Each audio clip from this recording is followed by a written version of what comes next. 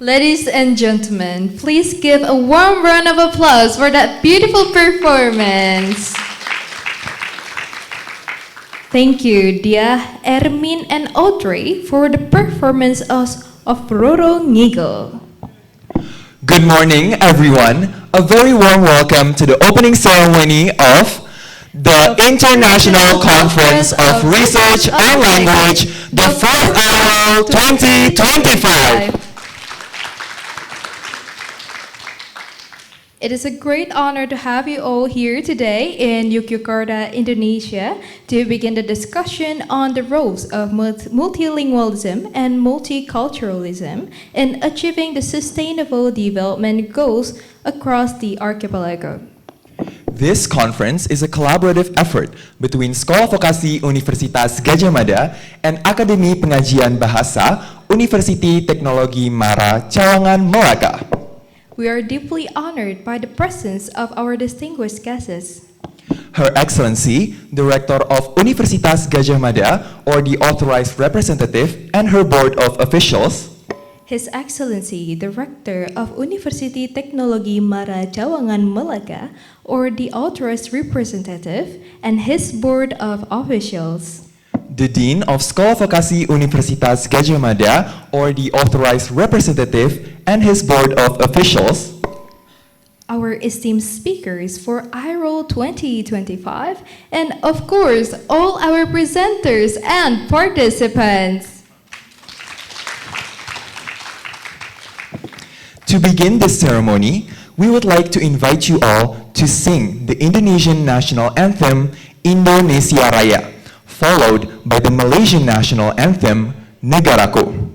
Please stand and join in the singing of our national anthems. Thank you very much.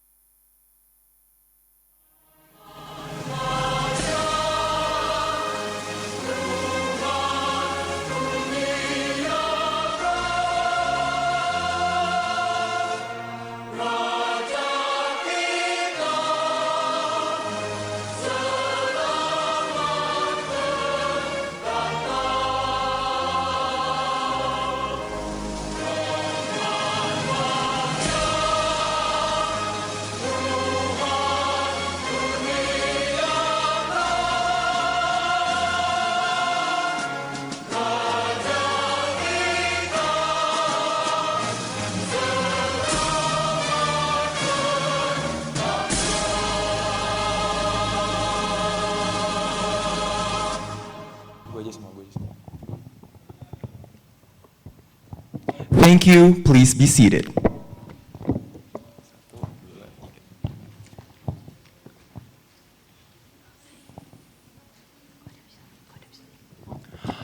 Honored guests, before we proceed, we would like to inform you to not eat or drink inside of the TILC ballroom. Thank you very much. Honored guests, we will now proceed with the official speeches. It is our great privilege to begin with a speech from the Rector of Universitas Gadjah Mada, which will be delivered by the Vice Rector. We kindly invite Professor Dr. Wening Udasmoro to the stage to deliver her opening remarks. Please give her a warm welcome.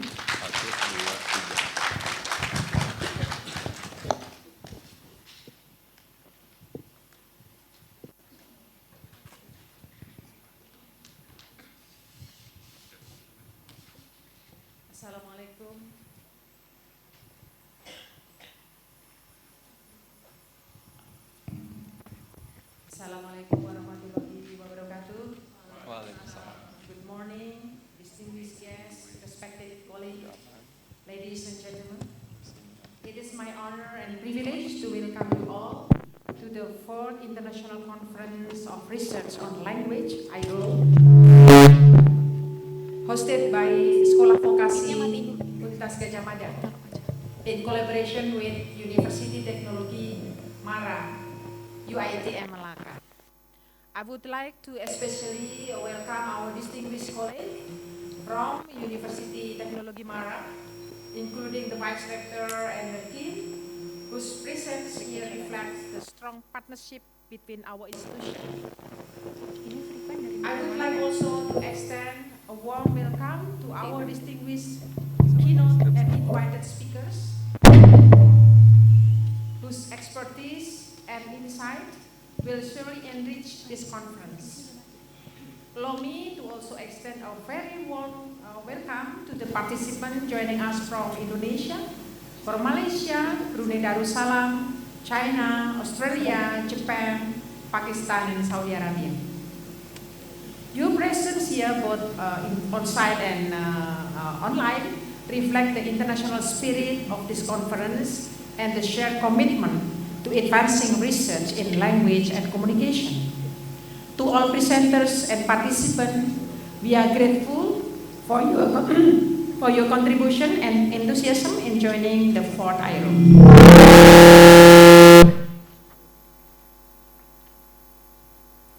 Language is more than a medium of expression.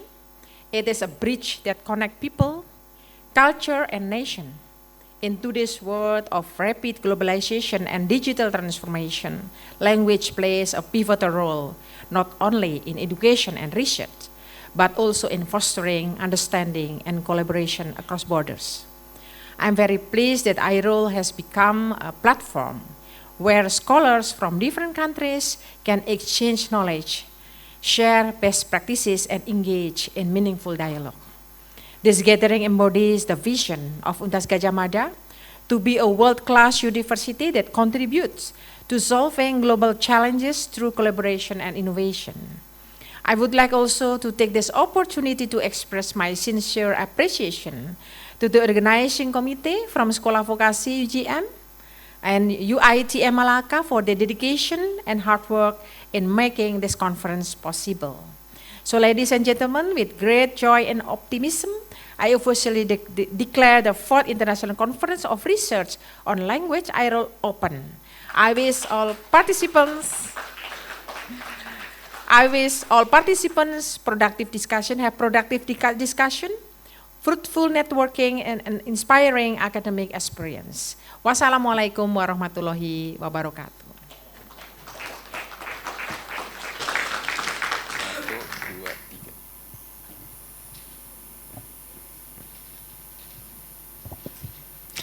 Thank you very much for those inspiring words. Ladies and gentlemen, we were to have the pleasure of hearing from the Rector of University Teknologi Mara Cawangan Melaka, represented by Assistant Rector. We now invite Dr. Muhammad Mahpoth to the stage to deliver his speech on behalf of the Rector. Please give him a warm welcome.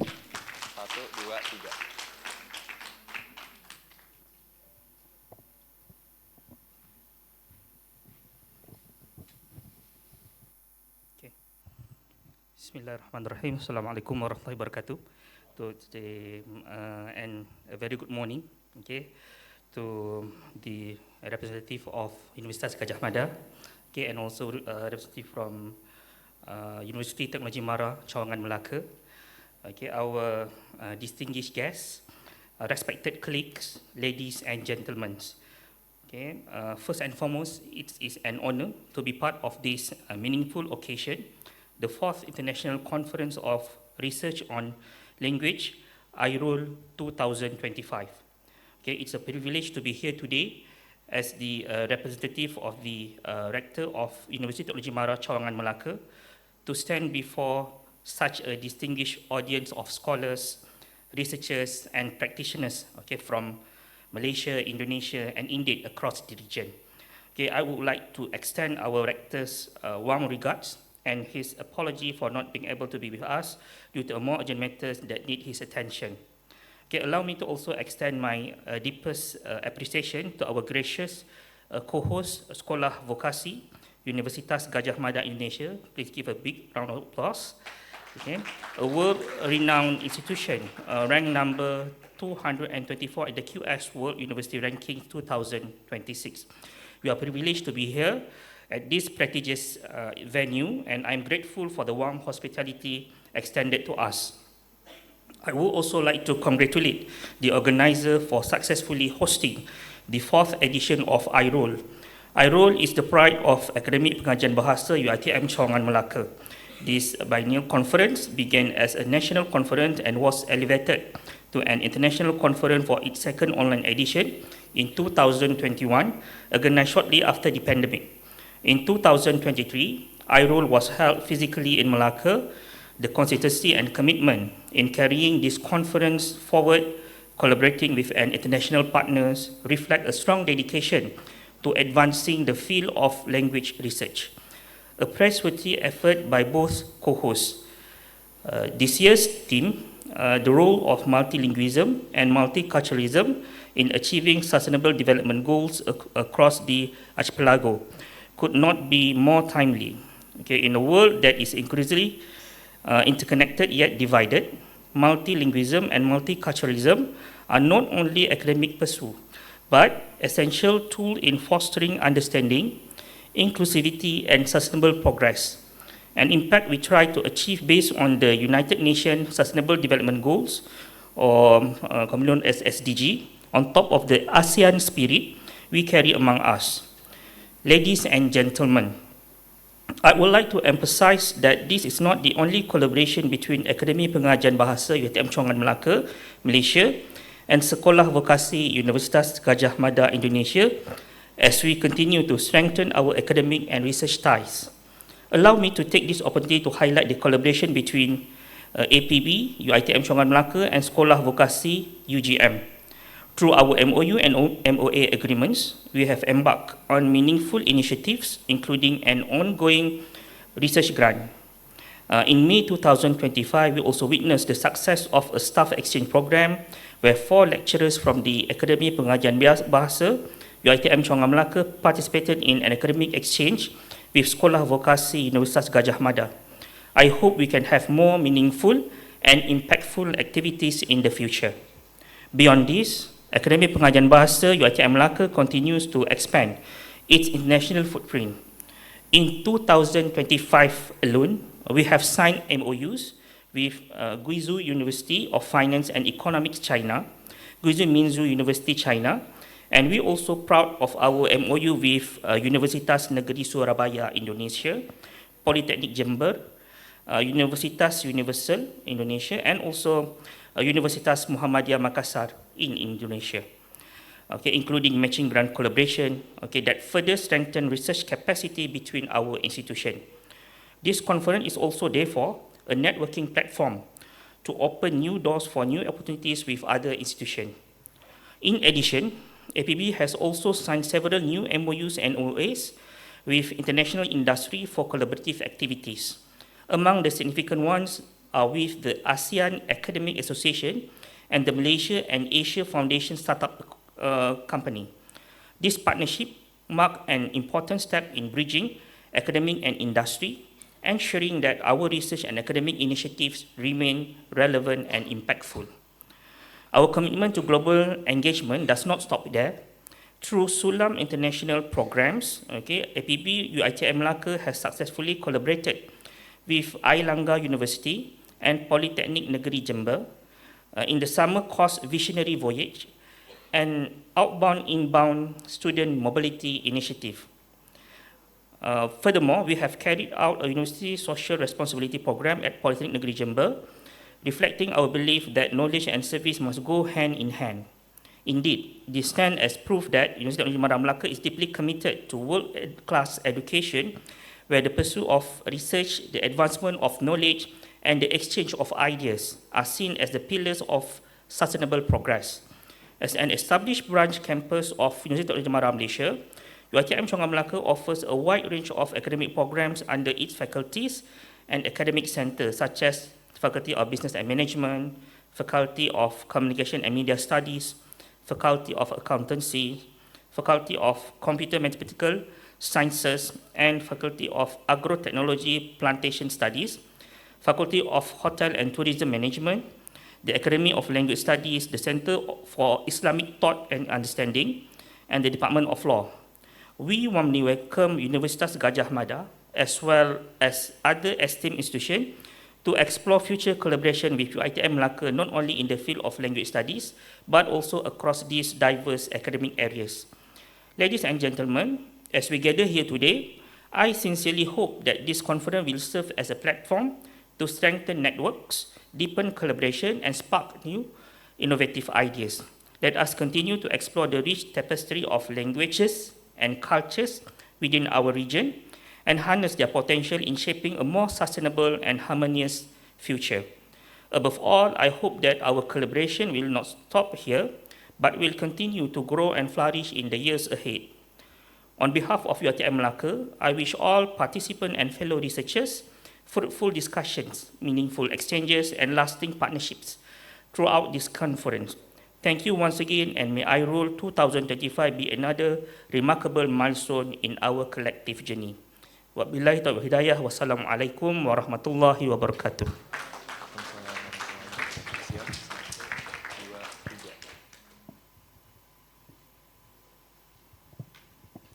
Thank you for your speech. To commemorate the collaboration between our two institutions, we will now have a token exchange ceremony. We kindly invite the Vice Rector of Teaching and Learning Universitas Gadjah Mada and the Assistant Rector of University Teknologi Mara Cawangan Melaka to the stage.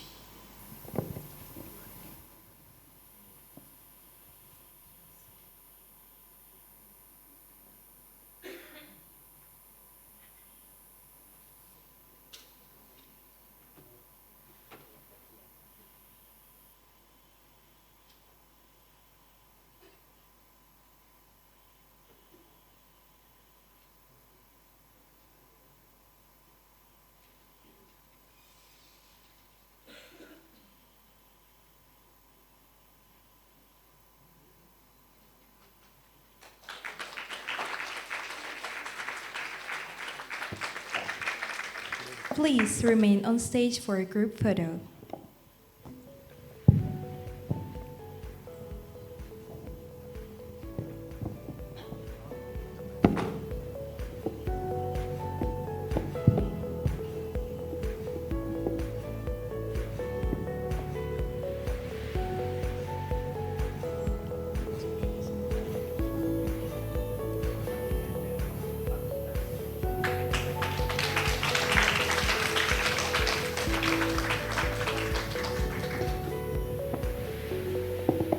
We would also like to invite the Board of Rectors, Deans, and our esteemed speakers to join them for a photo documentation session.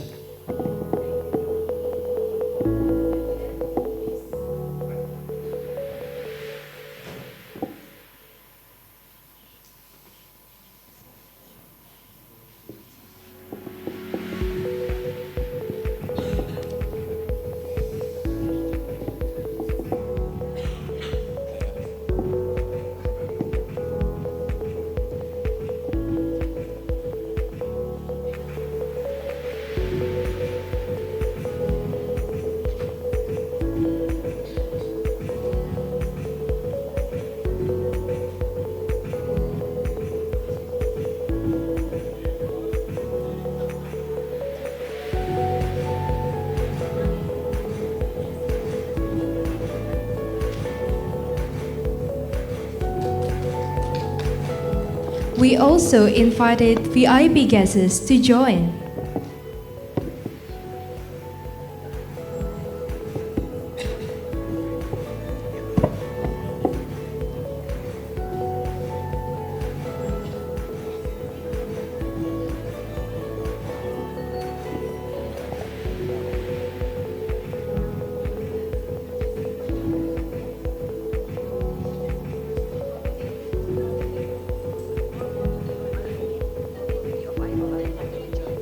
All committee of IRoLe are invited to join.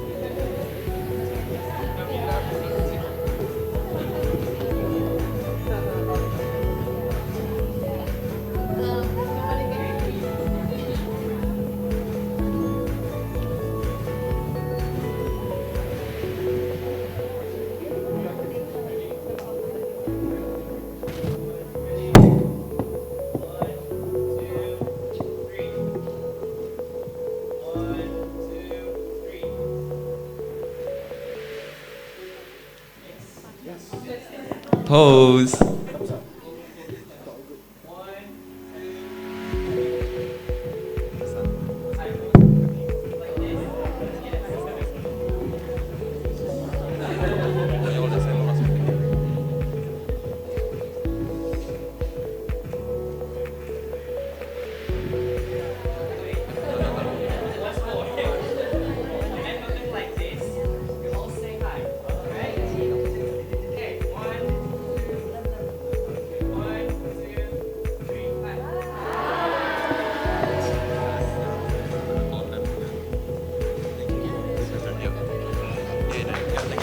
Thank you, everyone. Please return to your seats.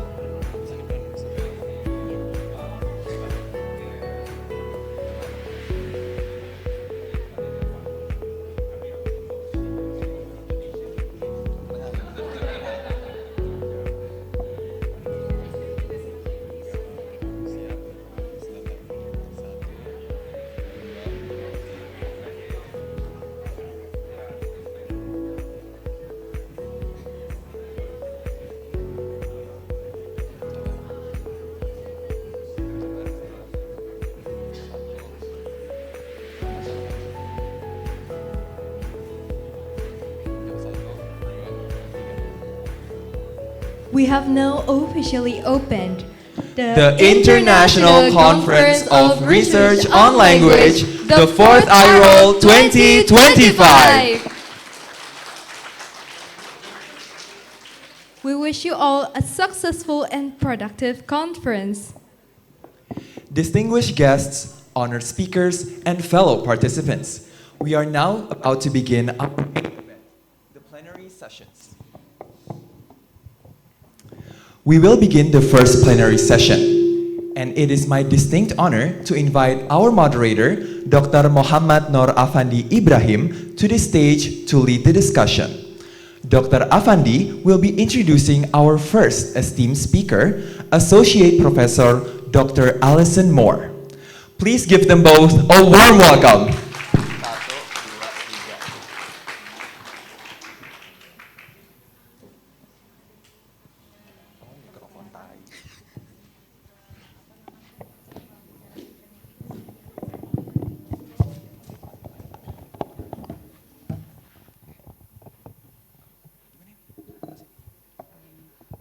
Just a little bit of housekeeping. I was hoping to have some assistance with the computer to hook it up to the visual presentation system.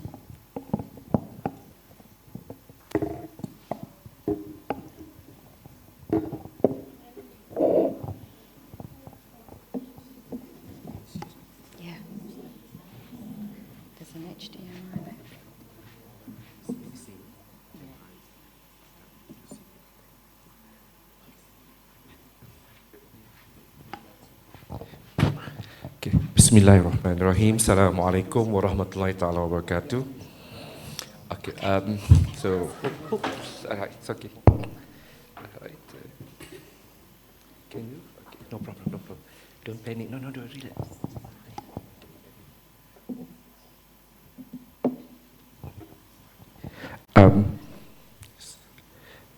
Okay, first I would like to welcome everybody to our first session of the conference, which is the what I call keynote, the first keynote, which will be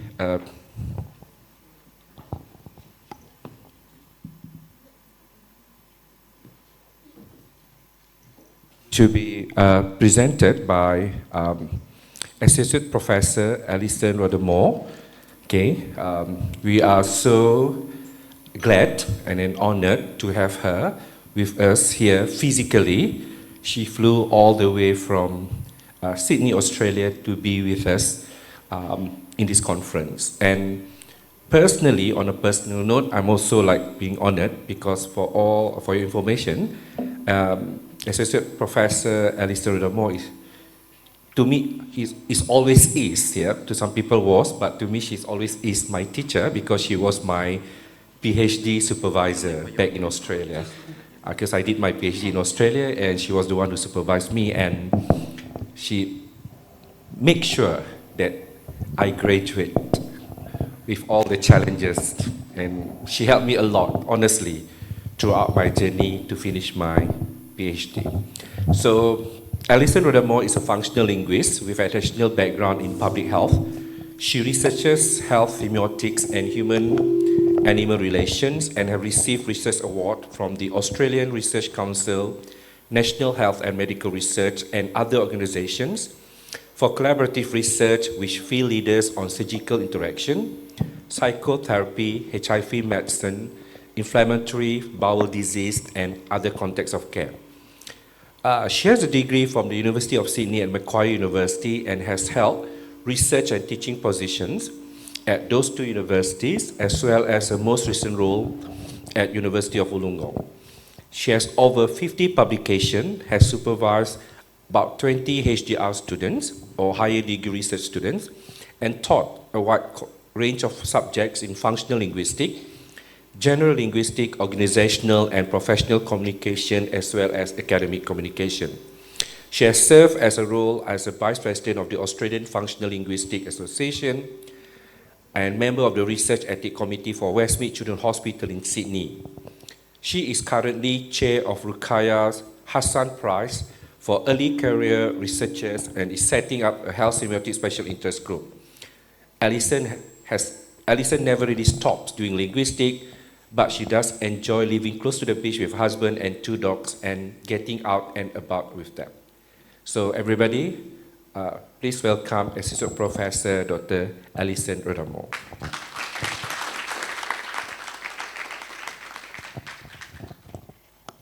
Thank you, everyone.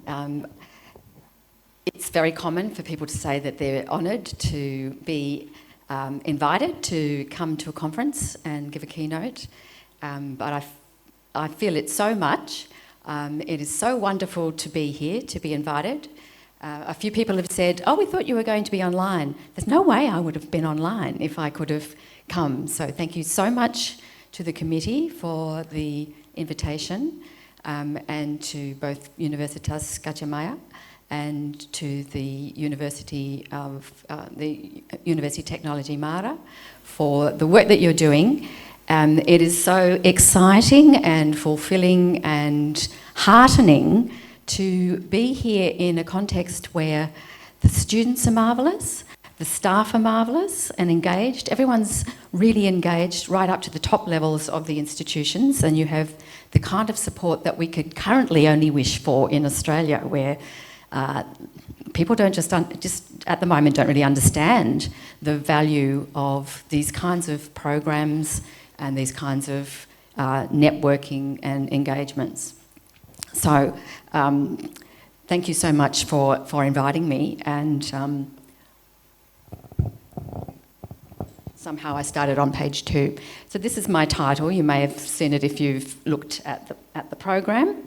I am resonating with the theme of the conference to do with the role of multilingualism and multiculturalism in making progress towards the Sustainable Development Goals. But most of my research is not so much done in multilingualism per se, so I am going to take a bit of a sideways approach, and I hope you find that it's thought-provoking at least. And as Dr. Fandi said, I mostly do research on health discourse, so that is the lens through which I'll be addressing the theme and my own sort of subversion of the theme today. And in case I don't bring it out fully at the end, here is a snapshot of the argument that I'm trying to make in this presentation. I think everyone will agree with me that ensuring good health is one of the most major goals that we have. Ensuring that it's equitably distributed is probably even a greater goal. And this is referring to the Sustainable Development Goal number 3. In the documents that constitute the UN's statement of its Sustainable Development Goals, language doesn't really rate a mention as a factor. And this is really unfortunate and quite worrying. It's another example, yet another example that I'm sure many of you are familiar with, of the language blindness that we see around us in all sorts of policy, government levels, and also in the health system often. Language is the trapping around which the real content or substance happens, is often the way that language is seen. But we know that it's not like that.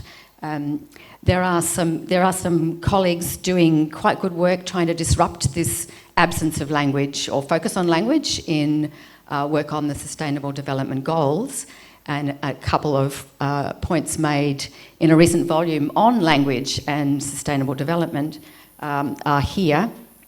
The first point that the first point, an empirical account that it just doesn't occur by FETS, and the editor of the volume, co-editor of the volume, reminding us that really language is part and parcel of all human development and essentially part of health, health care, health service, health support, therapeutic relationships, therapeutic conversation, all the things that support health and health development.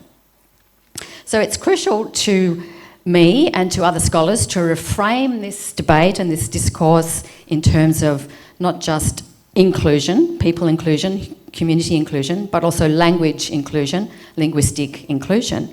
Now, most of the work that has been done in that frame is essentially around multilingualism and multiculturalism, and in particular, the very, very important work of bringing in access to healthcare services and other government services and education in local languages, minority languages, not just in the majority languages or even in the global killer languages, if you might like to think of them sometimes, like English. They're useful, but they're also not enough and counterproductive in many contexts. So that's looking at embracing and fostering diversity in all the contexts that are needed to support health development. But another word for diversity, maybe a foil or a counter for diversity, is the idea of variation within language itself. And this is something that hasn't really been addressed very much in terms of looking at the ways in which language and language study can support development of health around the world. So that's what I've been trying to focus on here. And most of my research is conducted in Australia. I don't have expertise in the archipelago. So I'm going to talk to you about what I've been doing, and hopefully we can make some links. And one way of doing that is to take a languaging perspective, because people don't really speak or write in languages, and it's happening all around us, the code switching that is part and parcel of this beautiful conference. So one way that we can possibly move forward is to take a languaging approach. And I referenced Thibault here, but obviously it goes back to earlier scholars. So a languaging approach includes looking at variation by the kind of use, the kind of context that is being drawn on, as well as the kind of family background or who is the user, the identity of the user that we are interested in.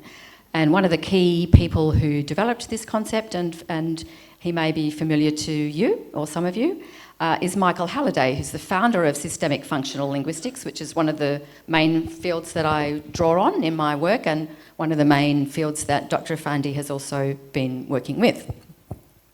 And what register is, according to Michael Halliday, is the configuration of the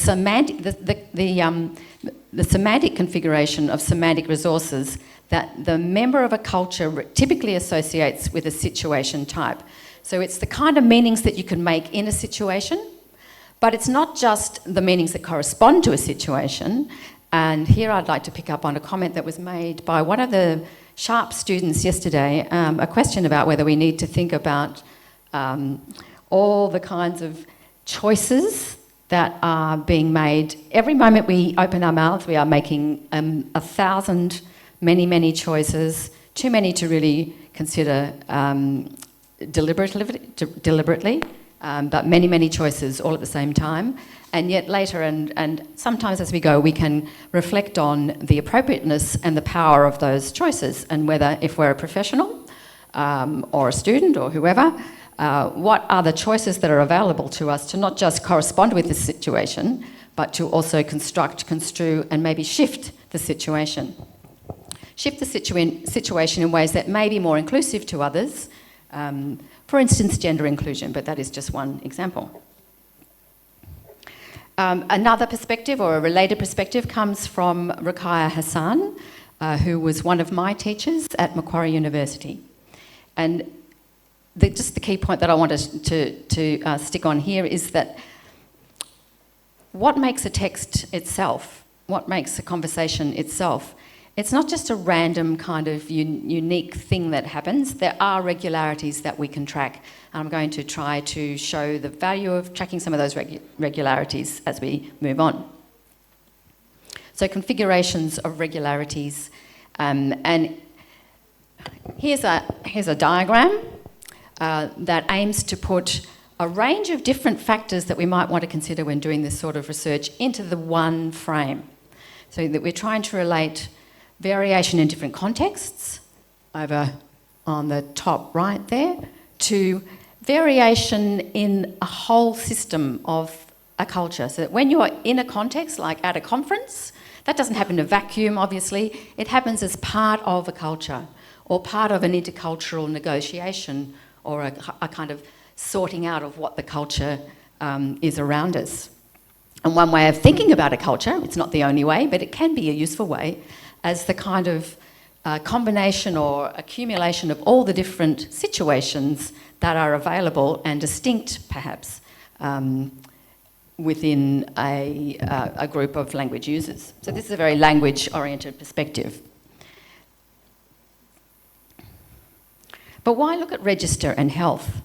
So now we're getting down to the kind of health reasons why I do the sort of work that I do.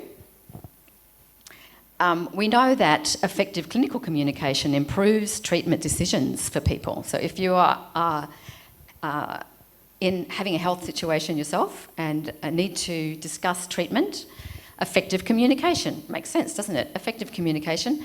But there is quite a lot of empirical evidence now, and this is some of the older stuff, that we know that people are more likely to take the drugs, take the medicines appropriately that they have had prescribed for them or discussed with their doctors and agreed jointly to take, if the communication about that decision making has been clear and effective and has taken the patient's perspective into account.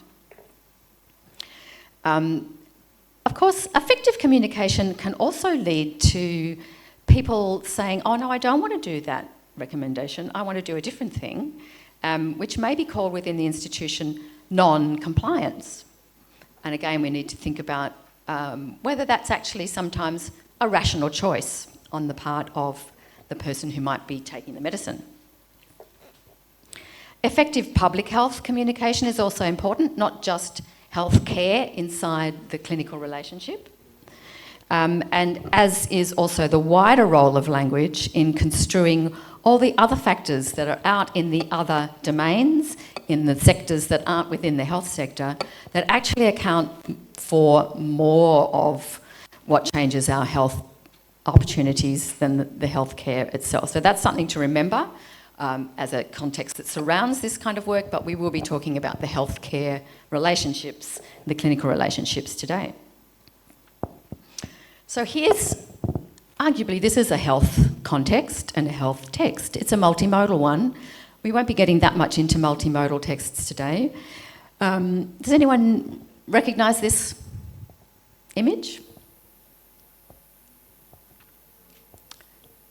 It's a piece of art by the American artist Keith Haring, who died of AIDS in the 90s, and while he was ill, made a lot of art, made a lot of public art, and used it as a platform for messaging about health and messaging and drawing solidarity together around community for people who were experiencing HIV in a period when there really wasn't much in the way of medicine. I have asked for permission but haven't received it yet to use this piece of art. So the first example that I'm going to talk about is the context of that period, just a little bit later. So the context of just at the time when effective medicines came in for HIV. I'm going to talk about how doctors and patients in the Sydney study that I was involved in for my PhD back in the early to mid-2000s talked about medicine and decisions at this crucial historical moment. I won't go through all of this. This is just details to let you know that it was conducted at Macquarie. We had all the ethical approvals and some other people involved. So the senior people involved in the study who were my supervisors were Professor Christopher Candlin, Associate Professor David Butt, and Dr. Gunter Plom from Macquarie University. And one of the things that I wanted to focus on, and did focus on, was the idea of agency. So I was looking at what does joint decision-making about medicine look like on the ground in terms of language? And at the time, there was a lot of research showing that there was not enough joint decision-making happening. Even the people who wrote about joint decision-making as doctor researchers were observing their own, recording their own conversations, and finding that they weren't doing it. So it was like underrepresented amongst all the data that was collected, and why aren't people doing joint decision making even when they believe in it and preach it in their research? So that's one of the things that I was looking at, and so I wanted to look at agency. For the background research context is that we know that when patients construe themselves linguistically think of themselves as agents of their own health and health care, they are more likely to actually benefit from treatment, and they are more likely to maximise adherence again. They're more likely to stick on what they've decided to take, even drugs and medicine regimens that are very hard to take and have a lot of side effects and are constantly disrupting your day and so on. More likely to actually be adhered to when you have agency as a patient. The relationship between agency of the patient and institutional authority, of course, it's not a simple one, it's a very complex one, and it's far from clear. So we do need to be cautious about taking a very simple idea as linguists about what agency might look like, and maybe just going in and just looking at maybe are people the subject of a clause, or are they doing material processes that seem to be kind of active? Are there active verbs associated with the patients? That's a good start. But let's have a little look at some of the data just to get a sense of what actually happens on the ground. And in order to do that, I'll just pop this slide up. It's a bit of a busy slide, but really what I wanted to show here is that one of the things that we need to do when we're looking at, say, conversational data, but any kind of text really, is to understand not just what the choices are that are available. Are you going to use, just referring back to Dr. Affandi's talk yesterday, are you going to put the dependent clause first in a very linguistic kind of description, or put the dependent clause next? Are you going, there are lots of different choices that can be made linguistically. But we also need to know as researchers and as practitioners, and then also as patient practitioners, or all the contexts that we work in as professionals, but also all the contexts that we work in as members of the civic community, or the body politic, or parents, and so on. Where in the kind of schematic structure of that event, or of that communicative event we are, and what opportunities to speak this way or that way change as you move through the context. And sometimes you miss out on the moment where you could have made an opportunity, you could have had an opportunity to change the decision that is being made. And in order to have that opportunity, patients often need to have a better understanding of what the structure is, and and then doctors would need to also foster the opportunities for the patients to disrupt the flow, go back, ask a question, start again, correct a clarification, and so on. And we'll look at that in the next example a little bit further. So in terms of the register framework, we have the kind of dynamic dimension of this move, then that move, or this phase or this stage in the process, moving forward, going along from left to right here. And the top-down relationship is what's happening in the context. Someone's evaluating my options for what treatments might be good for me. How does that happen in terms of meanings? What kind of meanings are available or typically used or are effective for providing the patient with a sense of what their options are, without pushing them to take an option that you, the clinician, prefer, if you're actually trying to get the patient to be involved in the decision.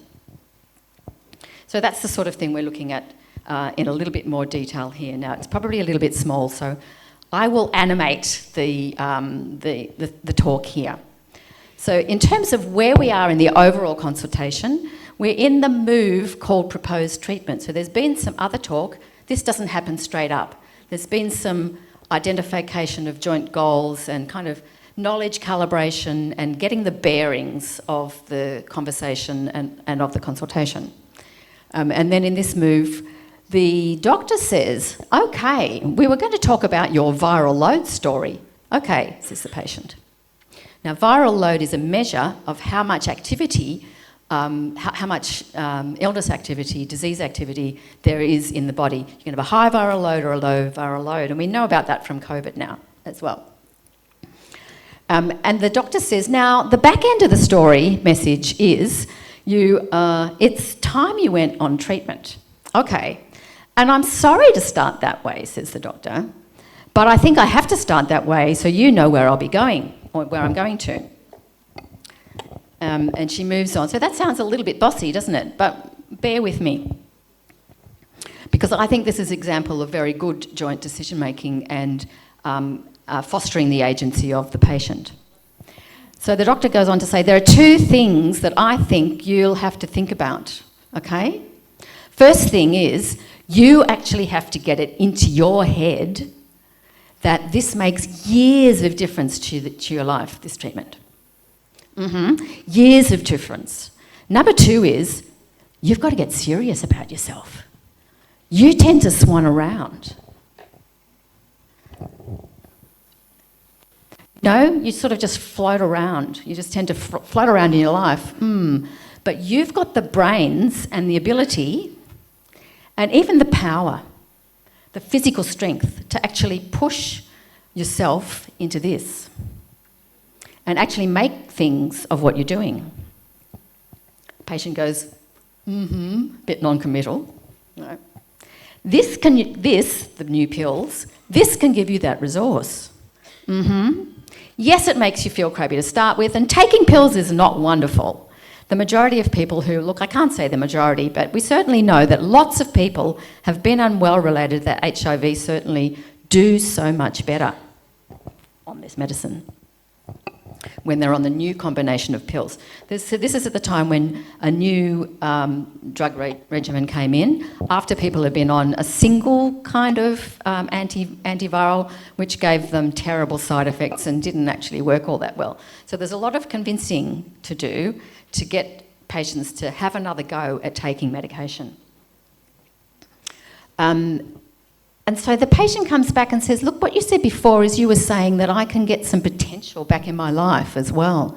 That's right, says the doctor. You're not just saying that if I believe in this that I can make myself well. You mean I can make myself well enough to believe in something else, which is where my problem is. That's it. Look, I have to tell you, I sat there at this, she's just come back from a conference. I sat there listening to these guys, and all I could think of was you. I had Joan Bradley in my brain. Now, obviously, that's a pseudonym for the patient's name. So this is a doctor who's very active, very engaging. She's quite, you might say she's even impolite to this patient. She does know this patient quite well. They've been having consultations for some time. I want to say that this represents what I haven't gone through. I'll just show you a couple of examples. What I want to say that there's a very complex kind of mutual and joint agency that is being negotiated and played out in these particular choices of language and ways of offering someone and encouraging someone to go on to a new treatment regimen. And it is quite complex. I don't know if you can see those little codes in the right-hand side there, but what I'm trying to do here is to identify who is using thinking and saying to have some agency over the other person and have some agency to have an effect, have some kind of, not exactly control, but have, propose and push through to aim for an effect on the outcome of this conversation towards a better health outcome for the patient. And in this first example here, we have the doctor giving the patient a command. You have to do this. You have to think about something. But we also have a lot of construal of mental and verbal activity going on in this consultation. So it's not just these pills work, these pills are effective, you should go on these pills. Have you tried them yet? The doctor is saying that the patient has to think and use a kind of mental agency to think about what she's doing. And then she says the doctor is using quite agentive language that we would normally use, like a material clause. You have to get this sofa into the other room. You have to move it and pick it up and put it over there. It's that kind of grammar, but she's using it to talk about mental activity again. So she's not saying, oh, it's a good idea to know that. You should know that. She's saying you have to get it into your head. It sounds like it involves the patient actually doing some mental work, right? So there are ways in which the doctor is construing or kind of representing this patient, not just as a passive recipient of advice or a taker of pills, but as a knower, a thinker, a sayer, an agreeer, a disagreeer. And the conversation goes on for quite some time, and in the end they select not what the doctor first recommended, but what the patient, after some time, identified as the best combination that would work for them, especially around what time of day you would have to take it and whether you would be able to eat first or not eat first. So it came down to very practical things that were likely to influence the patient's ability to actually take those drugs and stay on them and get well.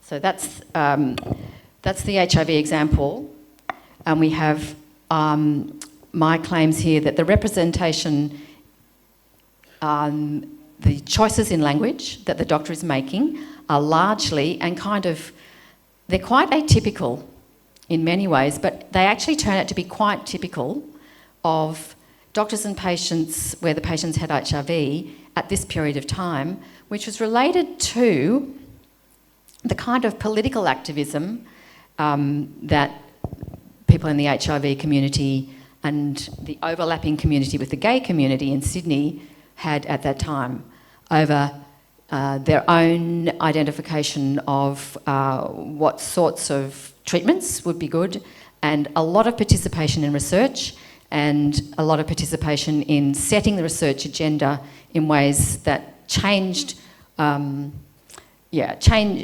patients and drug companies and doctors related to each other in the progression of research on new treatments since that period for other kinds of conditions as well. So sometimes they are joint agents. We think this. We need to reflect on that.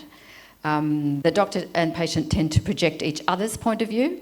So we can trace this down right down to the grammar. I've really only traced it to the semantics, but we can track it down to quite robust grammatical analysis if we want to. And then the semiotic objects themselves, like the story, also has a kind of an active role in the way this doctor and patient manage their conversation and their decision making. So I argue that it realises a specific kind of context of situation, one in which we recognise it as a medical consultation, but it may have a more reciprocal kind of set of agentive roles. The roles are more similar than they might be in some other medical contexts. It's also evidence, therefore, so we kind of track the details of the linguistic choices, and we can track that through an argument that this is what joint decision-making can actually look like. It doesn't have to include these kind of prescribed steps like, well, first of all, you have to check with the patient what level of information they need. And if you don't tick off that box, then you haven't done joint decision-making. I don't think it's always like that, and especially if you think about it, if you know someone very well and you've worked with them for quite a while, if you come back into the room and say, oh, okay, how do you like your coffee? Or, do you want me to explain everything to you, or do you just want me to tell you what to do? You are actually, they would feel disoriented, and they would feel like you maybe had forgotten who they were and weren't really on top of your game as the clinician. So you would reset the social relationships or the tenor in that professional relationship by following the kind of prescription method of doing joint decision making.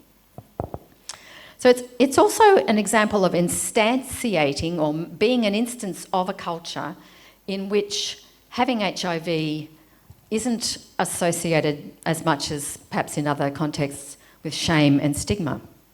It's about, we didn't see any of, and you'll just have to take my word for it, that this set of data compared to some other data sets around the same kind of condition doesn't show meaning making around shame and stigma in the clinical setting. And that although we have a kind of minority clinical group here, I wouldn't describe them as subaltern or, yes, they're a vulnerable population in terms of their health, physical health, mental health and so on, but there's a lot of power in the patients and in the patient community in this context as well. I hope to pick that point up at the end, which is close upon me. How am I going for time? I'll just press on. If we skip back to today, so HIV globally, new infections have recently dipped way down from the 1980 peaks and 1990 peaks, but they're still way too high as well. And you can see that that's the red line, still over 1 million, and deaths still way too high as well. The UN currently has a target that is designed to help manage this and push these numbers down much further, that by the year 2030, 95% of all people who are living with HIV will know their HIV status. This is important because you need about 95% coverage in order to prevent, to have the medicines work to prevent transmission. 95% should also receive antiretroviral therapy, the medicines that control the viral load and thus can prevent transmission.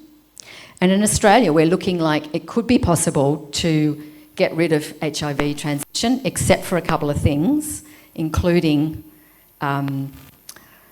misconstruals about the role of women, the role of controlling transmission in straight women, cisgender straight women. And the third goal in this 95-95 target is that 95% of those who are receiving treatment will have good viral suppression.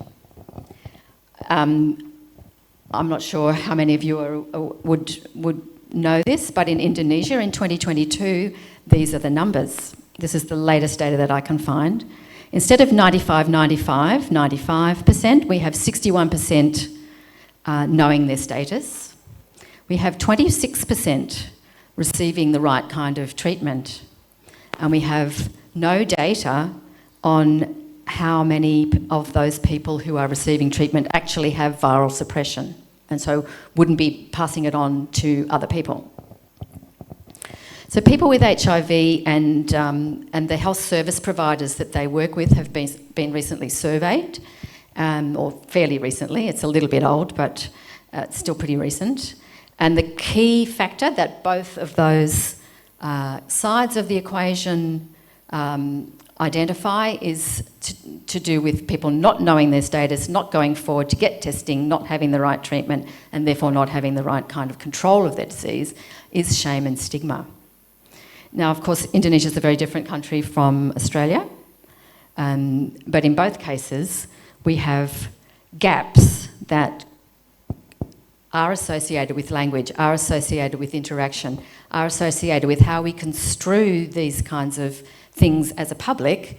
So in Australia, the problem is that even the doctors don't think that women need to take the prophylactic medicine, and so they're not offered it. And even when they go to ask for it, sometimes they're told they're not eligible, and sometimes they have to get their male partners to come and pretend that they need it so that they can have it, which is a very sad situation for a developed and pretty rich and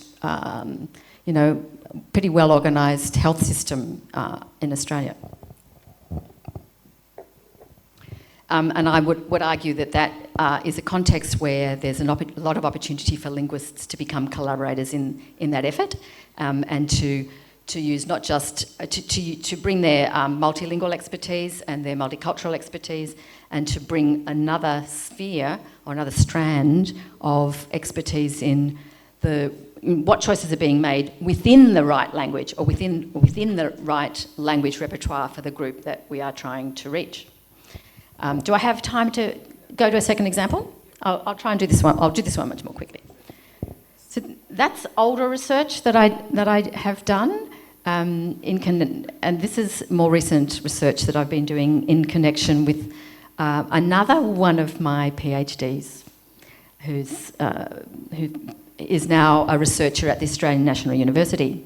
And we've been working on inflammatory bowel disease and communication between patients with that disease, or people who have that disease, and their specialist gastroenterologists.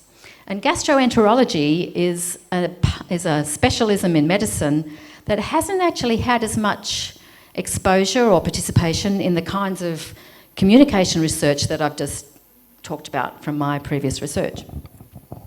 But it's also one where they have high rates of unnecessary hospital admissions and quite high rates of unnecessary surgery, and we are arguing that this is down to a combination of the interpersonal communication between clinicians and patients, but also the nexus between that interpersonal communication and the system. the sort of support that the system provides for the flare-ups that occur that could be controlled before you actually get to hospital and take that bed, cost that money, and have that unnecessary surgery, which is a terrible shame. So inflammatory bowel disease, I didn't know much about it before I started doing this work. It's a chronic inflammatory condition. It's probably an autoimmune condition. It gives people a very difficult life. They are constantly controlling and monitoring their intestinal patterns, and they have a lot of pain. It causes a lot of pain, and it's also a disease that is associated with a considerable amount of stigma. It's diagnosed very young, and often just as you're dealing with puberty, you're also dealing with this, right? If you're a woman, you might be just starting to menstruate, but you're also having to deal with uncontrollable bowel activity, and this is very difficult and a great challenge. It's got a huge economic burden, and it also has quite a lot of evidence that communication is a factor. The most recent national effort to address this problem was to design a decision aid for individuals, which isn't necessarily the best move to answer what's essentially a co-constructed or joint constructed meaning-making effort. So Dr. Neda Karimi is a PhD graduate and now a leading researcher on this project. So she's the leader of this project, and I'm a sort of advisor, participant, but I work hands-on, very hands-on in it. And we've recently had a publication in the journal Patient Education and Counselling, which I'm very proud of and pleased with, because it's quite a hard journal to get into if you do any kind of discourse work, text kind of analysis. This paper does have a quantitative component, and that's one of the reasons why we're able to get in. We wanted to look at the prevalence and degree of misalignment between gastroenterologists and people with IBD about what's going on in their biomarkers, what the next steps are in their treatment, and so on. And then we wanted to investigate what kind of communication choices in their conversations might predict this misalignment. We use very similar tools, so I won't go through those again. So the same kind of language analysis, although a little bit different. We largely looked at alignment, which we defined as the shared understanding of the situation under discussion following Pear Linnell. And these are the study components. So the doctor-patient alignment was first analysed and quantified using debrief interviews, where we asked people separately, we asked the doctor and we asked the patient right after the consultation, what were the top 3 things that happened? What did you decide? What did you talk about? And then we looked at whether those top 3 things were the same or similar. And then we looked at the communicative predictors. So we also transcribed the consultations that they had just had. So we looked at whether they kind of appeared to agree from what they reported, and we found that in 30% of cases there was significant disagreement or misalignment about what had just happened. And so then we looked at the communicative predictors of those by bringing that model of register, and we looked at the topics that were disagreed on, and then we thought about what are the kind of language features that are likely to kind of be involved in that. So we then looked at the ones where there was high disagreement. We isolated what we thought the language features were, and then we compared across all of the 60 or so patients and 7 doctors. We compared what was happening in the ones where there wasn't misalignment as well. So all the consultation transcripts were analysed, and then we looked at the relationship between the linguistic features, so the parts of the grammar and the semantics, and the reported, if you like, disagreement or misalignment, and using a regression analysis. Maybe if there's questions, we can go into the details of what the misalignment was and what kind of things we counted as misalignment, because I might not have time to do that. But here's just one example. You can see here, this is what the patient said about these components, these steps in the consultation, and then this is what the doctor said about those steps. So in the first example here, the patient says, I was thinking the treatment wasn't working anymore, but I was quite surprised and pleasantly surprised to see that there was still some Stelara in my body. So the patient has taken the note that there's still some of this drug in your body as a good sign. But the doctor has said, oh, look, he pretty much has a kind of medical therapy-resistant Crohn's. So yes, the drug's in the blood system, but it's not really doing anything. He's medically resistant. So they weren't on the same page about how well the patient's treatment was going, basically. That's the sort of thing we were looking at. And in terms of the linguistic features, we often found that there were missed opportunities for exploring what the patient wanted to talk about. And here's an example. The only other thing that kills me is fatigue, says the patient. I really struggle with fatigue. And the doctor goes, right. But that was told to me very early on when I was first diagnosed, just to get used to it. And then the doctor doesn't really pick that up. And we have a few examples like that where it just seems so obvious, but it's good that we now have this kind of quantitative evidence of patterns in the way in which answers to questions or responses to patient offered up comments are made. In the dyads or the relationships where there's not much misalignment, the doctors are willing to go off on what might seem like an excursion, which often comes back to be really relevant to what the prescription needs to be or what the next treatment needs to be, what needs to happen next. And here's one where the patient raised, how things have you been going? Oh, is there any issues? Not really, just that my hair's been falling out. It sounds like it's irrelevant, but it turns out to be not irrelevant at all and changes what the prescription was going to be. So, consultation styles, as it were, or kind of combinations of register choices, combinations of semantic features that some doctors choose versus what other doctors choose to do what seems like the same step in a professional routine of consulting the patient, deciding whether to change the treatment, yes, no, which one to choose, etc. They're not the same at all, and these consultation styles predict alignment and misalignment, and essentially missing the opportunity to clarify an issue or concern, missing the opportunity to explain the rationale for something, just rather than just sort of say, this is what you need to do. That leads to misalignment as well. And non-disclosure. So when something's going on, like the patient's medically resistant, and the doctor doesn't want to say that there, then that will lead to misunderstanding, or can do. Here's a picture of our regression analysis. You can see that possibly a mathematically incorrect way of interpreting this because,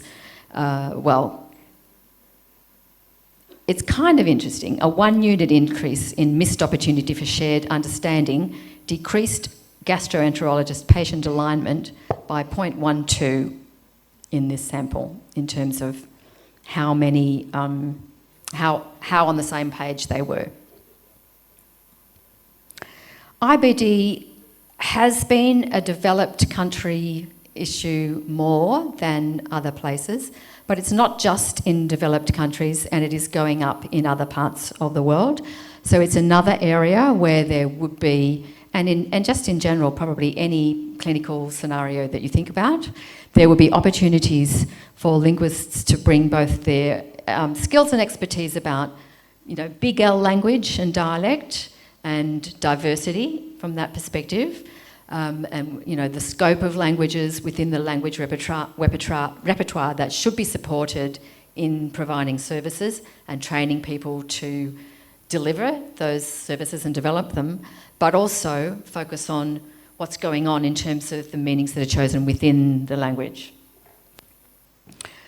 Just a reminder here that what we're trying to do is take these kind of very, maybe airy-fairy, but let's say abstract concepts like agency and alignment and bring them down to the ground.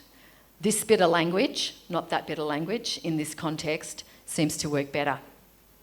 And in a way that is replicable and that other people, it's not just, not that there's anything wrong with doing subjective and intersubjective research, and I also do a bit of work in narrative inquiry as well, but if we want to reach the clinical community, then we largely need to publish in places where they will read it, and that generally, but not always, requires working within a quantitative frame as well. So reminding that communication, of course, is always a matter of degree, and the people who scored 100% didn't, ideas and meanings didn't just transfer from one head to the other. It's always partial, always fragmentary, and we can, I'm sure, go back a lot further than Humboldt as well, but he also said that all understanding is always, at the same time, a not understanding. All concurrence in thought and feeling at the same time, a divergence. But some kinds of divergences can really lead to sickness, illness, unnecessary surgery, death, family loss, and so on, economic loss, community loss. And we have a role to play in that zone.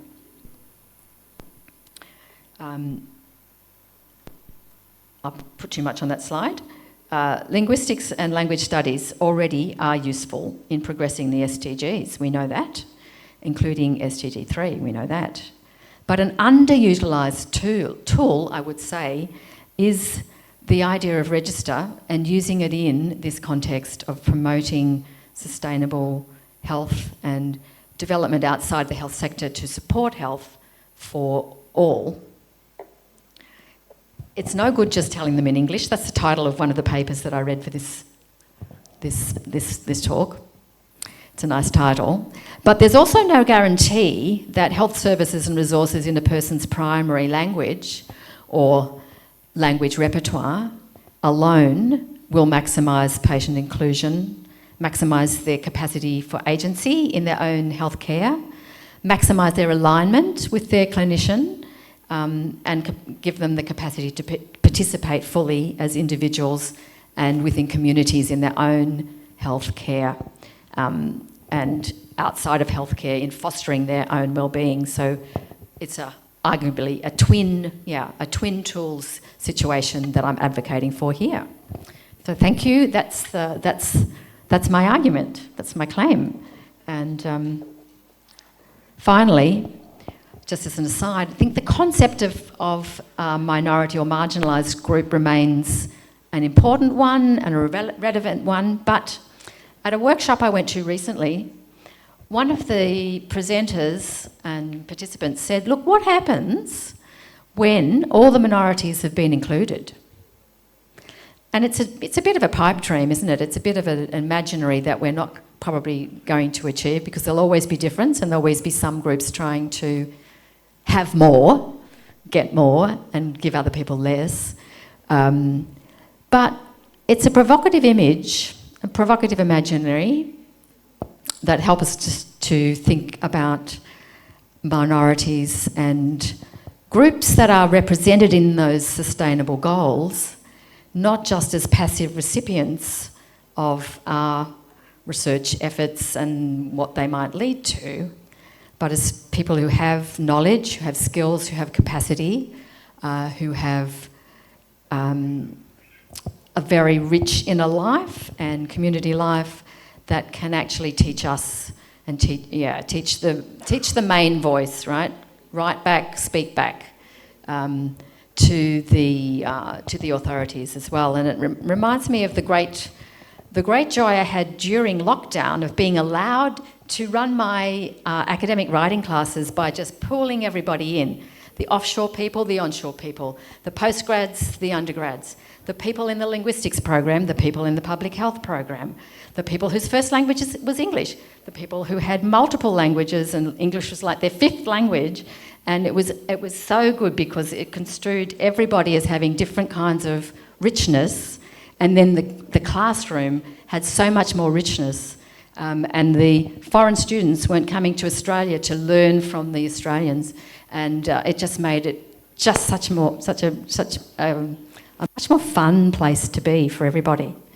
Yeah, thank you. Okay, thank you, Dr. Moore. I've been for something on I remember when I first met you and then you talk about why not turning your research into medical, something like that. You asked me to kind of replicate your research in a Malaysian setting. At that time you say, Afandi, why don't you go into looking the doctor HIV patient talk in Malaysia? And I said, oh, it's going to be kind of hard because to get into the what we call medical consultation room, right? And then based on my own experience when I had my heart attack back in 2015, and then I listened to the doctor because I want to survive. I always listen to the doctor, so I never argue doctor, whatever medicine I have to take. Yeah. So maybe that comes from the cultural perspective, I guess, maybe from a Malaysian perspective, we value health, so whatever the doctor told us to do, we just follow it, right? Because we want to stay healthy. So that might, what we call, based on what you mentioned just about cultural, background and stuff like that. And then maybe in terms of when you asked me to try to delve into that Malaysian doctor HIV patient research, and I said, oh, maybe because of privacy and then the confidential thing like that. So I think it all goes back to what we call the society itself. Yeah. So, ladies and gentlemen, we have heard about Dr. Moore's research into medical by using the language.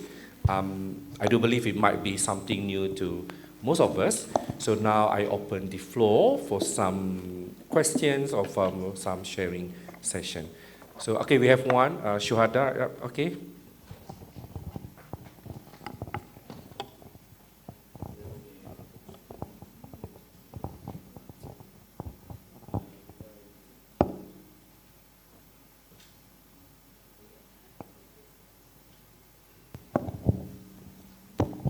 Hi, Dr. Moore.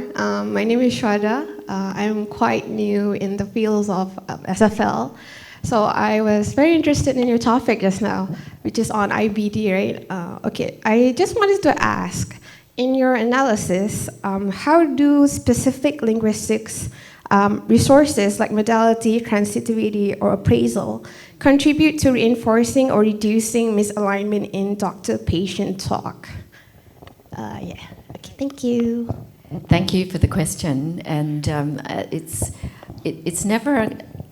I think as Dr. Afandi pointed out nicely yesterday, it's never a kind of easy sort of, oh, you get more appraisal, you get a better outcome. You get less appraisal, you get a better outcome. In this study, we looked more at. We didn't really look at appraisal. That would be something that you could look at. You could also look at tokens of affiliation and bonding and so on, and look at that. I'll get back to that in a second. But what we chose to look at, because of where we found the gaps, so the consultations that did have poor alignment, the places where people, like the topics people were disagreeing on, it seemed to us it was more about the reasoning. The reasoning and the kind of follow-on. So it's kind of interpersonal, but it's kind of logical. It's, do you explain why? Do you elaborate on the answer? So it's kind of the relationship between this thing you say and the next thing you say. Is it connected? And are you providing reasons? Are you providing conditions? So if you have this, are you getting that? Do you have this? Then we need to think about that. Or, these are the reasons why, you could go on that drug, but you could also just stay off it And the reason why I say that is because we do have some research that shows that. So they had a clinical trial, right, where people had this drug and they had that drug. So you had some doctors going into that level of detail. And then the patients tended to report more being on the same page. Now, one thing that you might ask me is that which is the direction of causality? It may be that doctors find certain people that they feel happy to give more explanation to, and those are the people who would have been more on the same page anyway. This is a fairly preliminary study, but there are there are some indicators that the direction is the way the doctor explains or doesn't explain is influencing the extent to which the patient and the doctor agree about what has happened. So just going back to the question about appraisal and and modality. I looked at modality in the HIV study. I didn't bring that out all that much. I didn't really look at appraisal, but one of the things that I found was there's been a lot of work recently on kind of what you might say explicit affiliation, so tokens of affiliation where people sort of talk about being on the same page. So, in my data, with the HIV data, in that study, it didn't always cash out as really being on the same page in terms of the actual ideational meanings, if you like. So there's one example where the patient didn't want to go on the drug to bring down their viral load. And they said, but it's okay because I'm feeling really well. That's the main thing, isn't it? And the doctor says, yes, well, that's halfway there. Yeah, that's good. So, okay, so I'm going to have I'm going to do this, that and the other, and the patient changes the topic. Now, the patient's construing that as them being in agreement and being aligned, but is halfway there the same thing as the main thing? Not necessarily. So you can have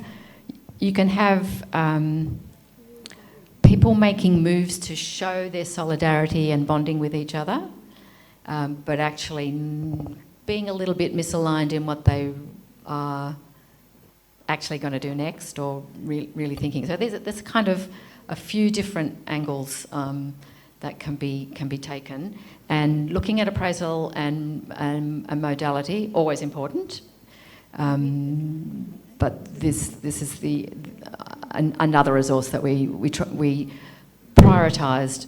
We prioritised it's sort of a grounded theory sort of approach. You look at one aspect first and then generate which language features you think are likely to be give you most bang for the buck in analysing what's going on there. Is that helpful? Yeah, thank you. Okay, cool. We can have another question. Yep. Okay. Siti Raina. Right. Hi, Dr. Moore. I'm Siti Raina.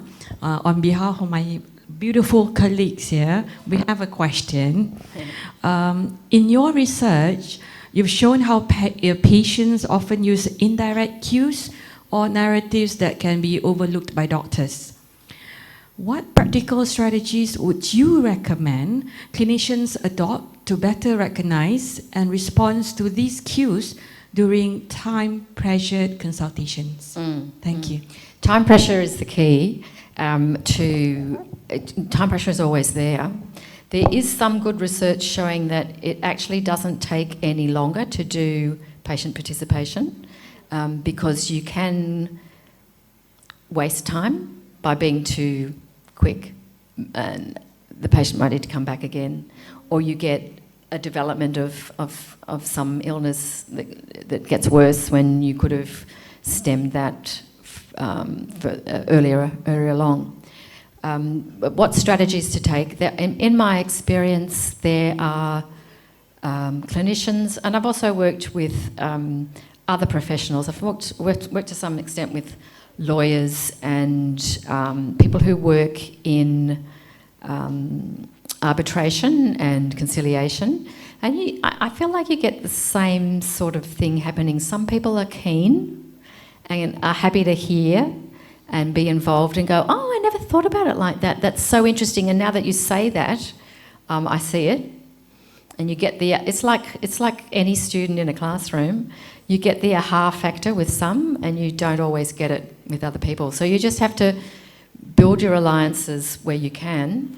And then one strategy that's really quite fruitful is a strategy that the group at ANU use, which is to do reenactments. So they get data of actual practice, and then they record actors reenacting that scene, but with some changes. And because it's live and multimodal, and it's kind of the embodiment of the practice, it can sometimes have a more immediate effect than, here, have a look at this transcript, look at clause 432, right? That's not necessarily the orientation that other people will take. But in my career, I've had a number of doctors who have been really inspired and have become great collaborators by just getting a little bit of linguistic insight, and then kind of, that becomes a pearl. Does that help? Okay, we can have just one more question. Okay, the last question maybe from the floor. Okay, all right. Okay, Dr. Kuldeep. Yeah. Good morning, Dr. Alison and everyone. Okay, my question is, with the rise of use of AI technologies, so even doctors are using it to improve writing reports and improve patient-doctor communication. So do you think the use of such technologies will actually complicate matters or simplify matters between this doctor and patients? Thank you. Thank you. That's a big question. There is some research to show that the AI is often more empathic than the clinician. So if the clinician uses their own expressions versus you look at what they might get if, it's following a formula. But there are two concerns for me, and that is, these are real relationships, right? These are real relationships that still will need to contain human variability and vulnerability and unreliability and error and frailty in order to be real relationships. Not that you want your doctor to make mistakes, I'm not saying that. But the value of thinking through with someone is also very hard to underestimate. So I don't think you saw that much of it in the HIV example, but it goes further where they're going through some options and they're kind of working out together what's going to be the best step for the patient. And the doctor doesn't know, and the patient doesn't know, and until they talk about it, then they know. And this is I think the beauty of the way we are constructed. We are born as interaction seekers. I believe in that model of infant development, that infants are born hardwired for communication and interaction. And if you look at Colwyn Trevarthen's work, he shows that the infant leads the initiation of the dance with the mother by microseconds. So we are hardwired for that. And where was I going with this comment? I can't quite remember. But if you look, so the clinical context in issues like HIV or IBD is not that different from the clinical context in psychotherapy, where you also have joint reflection. You need to have real humans really engaging with each other. I guess that's a kind of, I might even have a religious take. I mean, this might be a kind of, a belief that I have. But the other part of that scenario is who is really doing, it doesn't happen by magic. AI doesn't happen by magic. There are people behind all of that who are being exploited. And although their product might be more empathic with you as a patient, what about the empathy in the system for those other vulnerable groups? I'll leave it there. Okay, thank you very much. I think we have reached the end of the first session of the keynote session. So thank you very much, Dr. Moore, for this what I call a sharing session. Because I do believe that all of us never thought about the relationship between language and what we call medicine or language and consultation, medical consultation. As Dr. Moore mentioned, parts of the talk that language is a choice. So doctors also, medical practitioners make choices when they have consultation with their patients and all. So thank you again. Yeah. So thank you again, Dr. Moore, for sharing your what you call your expertise in the area of medical linguistics with all of us here, and thank you everybody for your what we call kind attention to the session. So thank you again. Thank you IRoLe 2025 for the for invitation. For inviting Dr. Alison Moore to IRoLe 2025. So that's the end of our first keynote session. Thank you.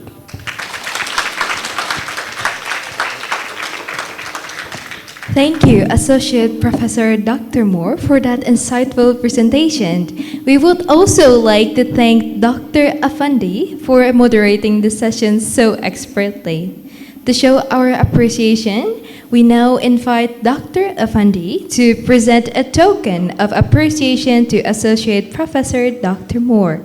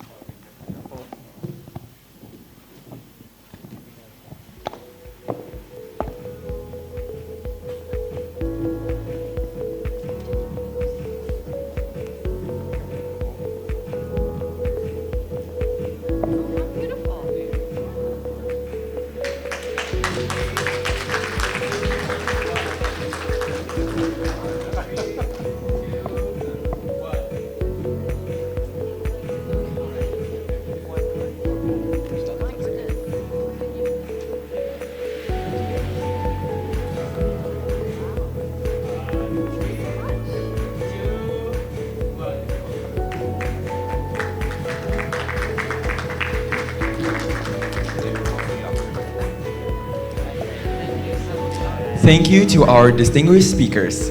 You may be seated.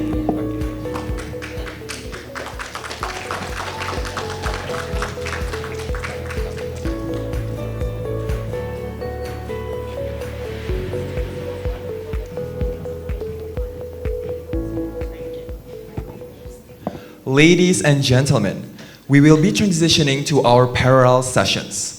All participants are kindly asked to proceed to your assigned rooms. Following the parallel sessions, we will have a lunch break, and we look forward to welcoming you back to the ballroom for our second plenary session at 1 p.m. For further instructions and guidance regarding parallel rooms, will be instructed by our moderator, Ben Dina. Thank you.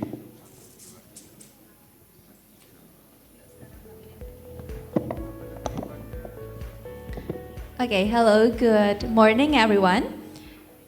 On behalf to inform you about the parallel session that we will have next, I would like to inform you about the parallel session for parallel session number 1.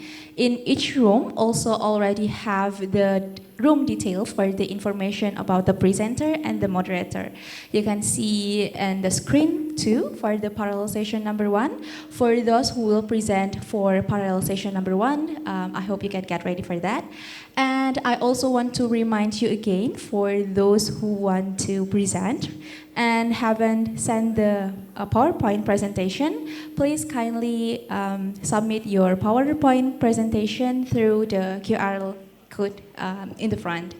Thank you very much. And after this, for those who will present on the parallel session number 1, the committee will guide you directly to the room. So please get ready and we will wait you in front of this ballroom. Thank you very much.